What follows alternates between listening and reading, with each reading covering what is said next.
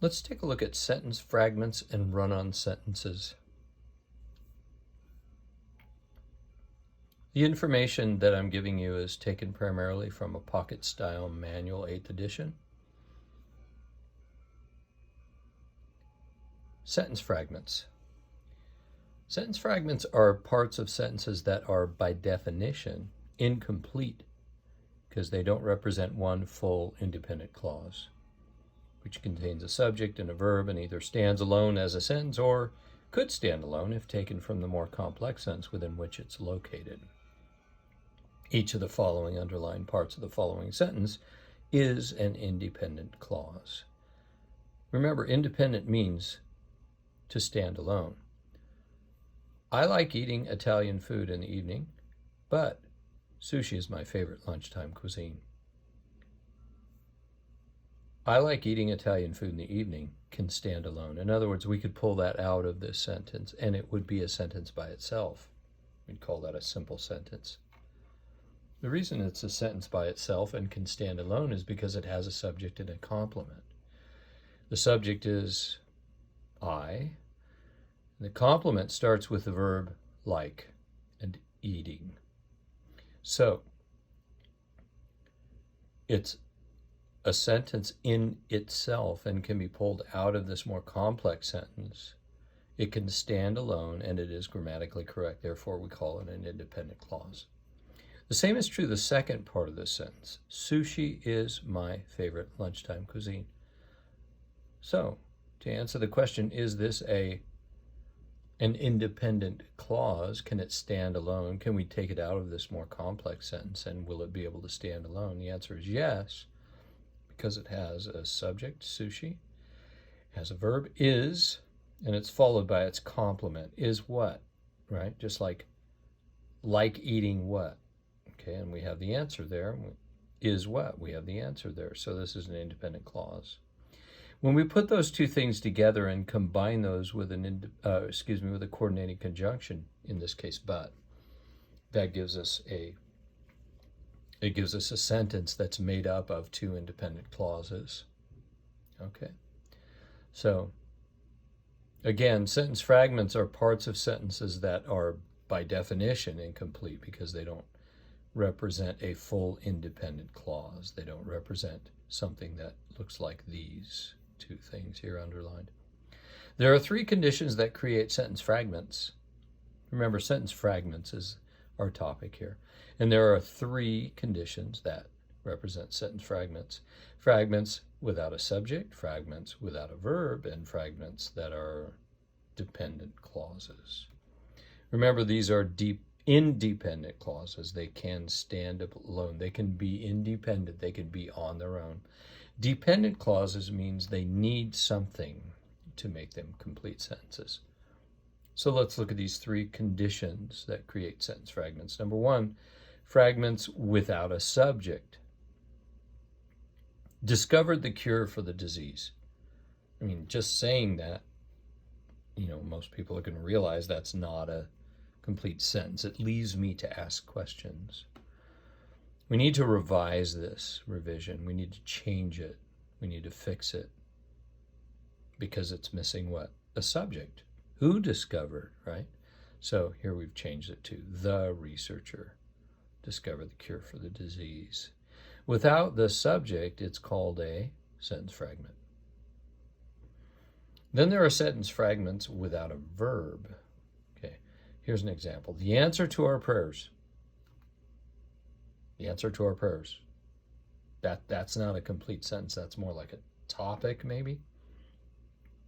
We revise this by including the verb is, right? The inheritance is the answer to our prayers. Notice on this first one, fragments without a subject, we do have a verb, discovered the cure for the disease, but we don't have a subject. Here we have the answer to our prayers. We don't have a subject or a verb. So we need to add a verb and a subject to that. The inheritance, subject, is verb, the answer to our prayers. The third condition that creates a sentence fragment is fragments that are dependent clauses. Remember, independent clauses, these guys up here, they can stand alone. Dependent means I need something, right? Children are dependent. Dependent clauses need something. Here's an example. Because it was raining. That leads us to question, right? Because it was raining what? Or what because it was raining? Okay, here's the revision or the fix-it. We canceled the picnic because it was raining. Okay, so that completes the sentence. It now becomes an independent clause or a complete sentence. Okay, so that's sentence fragments. The second part is run-on sentences. Run-on sentences are independent clauses that have not been joined correctly.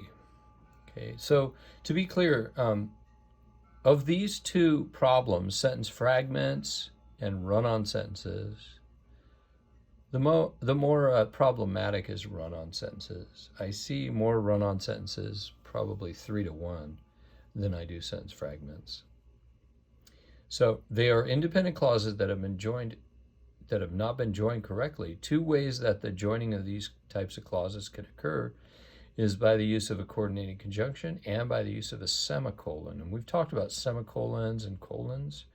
Remember, a semicolon is used in most cases to join two independent clauses, and it replaces a coordinating conjunction. So, for example, instead of using the word and, we'll use a semicolon.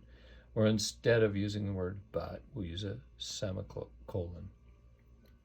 So, let's look at two types of run-ons. The first one's called a fused sentence, and it doesn't matter if you remember or don't remember these terms.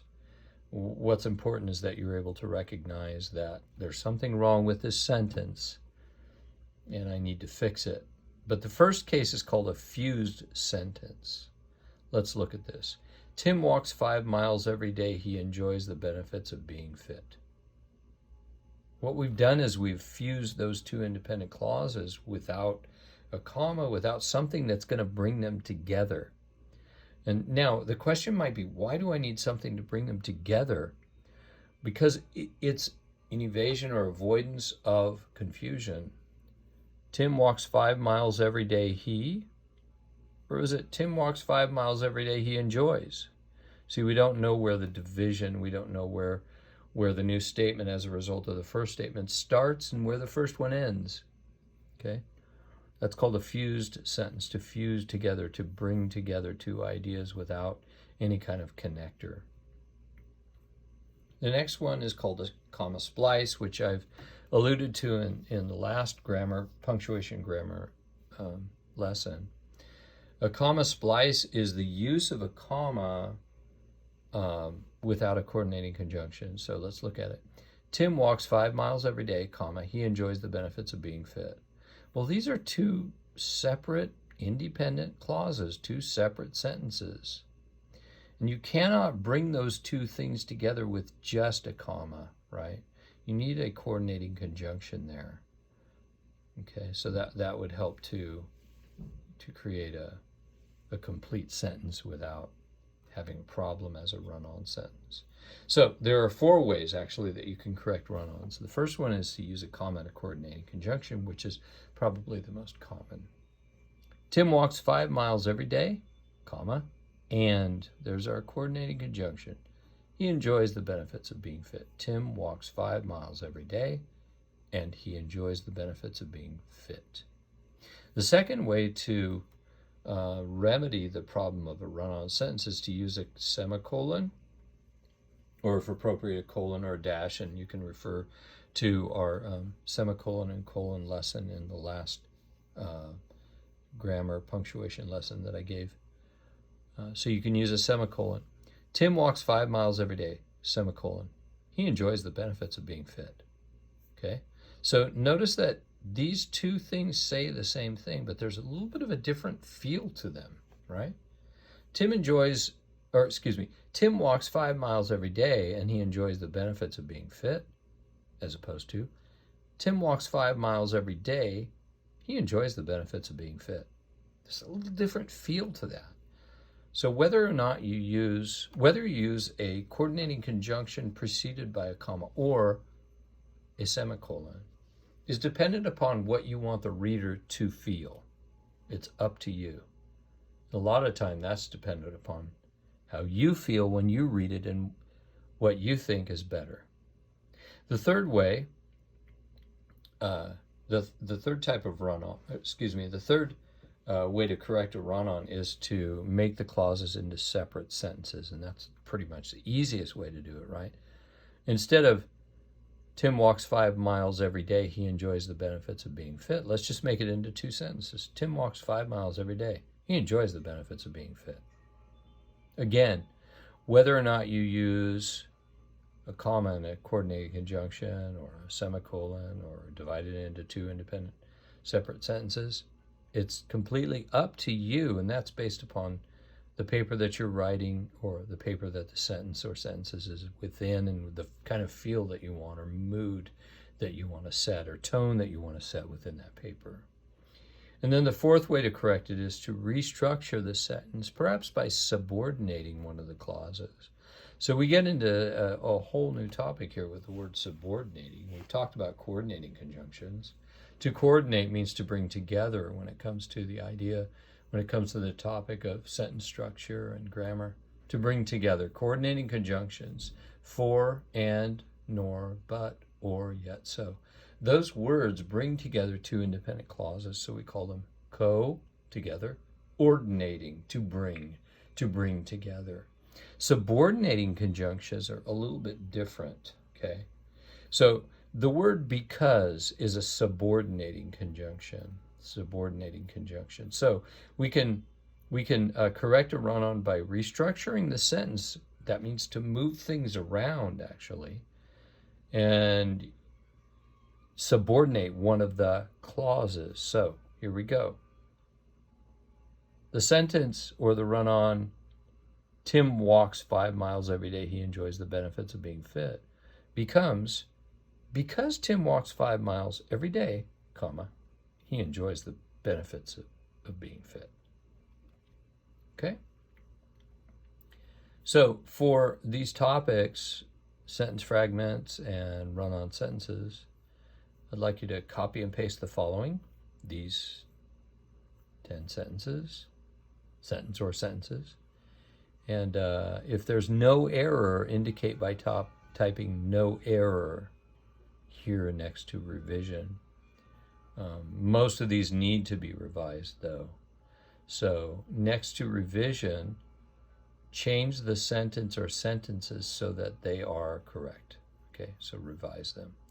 Be sure to keep this open, as you're doing this. Maybe open a separate tab, right, so that you can review the rules and use those to create the correct revised sentence, okay? All right, good luck, guys. Take care.